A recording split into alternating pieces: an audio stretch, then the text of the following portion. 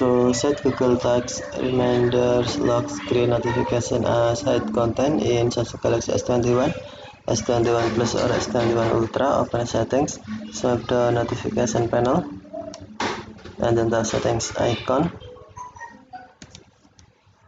Scroll down settings screen, find Google, and then tap Google Services.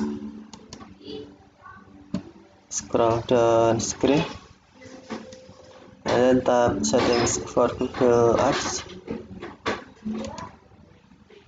Tap Search, Assistant, and Voice, and then select Notifications. Tap Notifications, and then select Tags Reminders. Scroll down screen,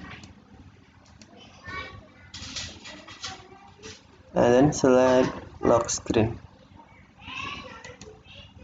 Tap Hide Content. Now Google Reminder notification in lock screen set as hide content. Okay, thank you for watching. Have a nice day.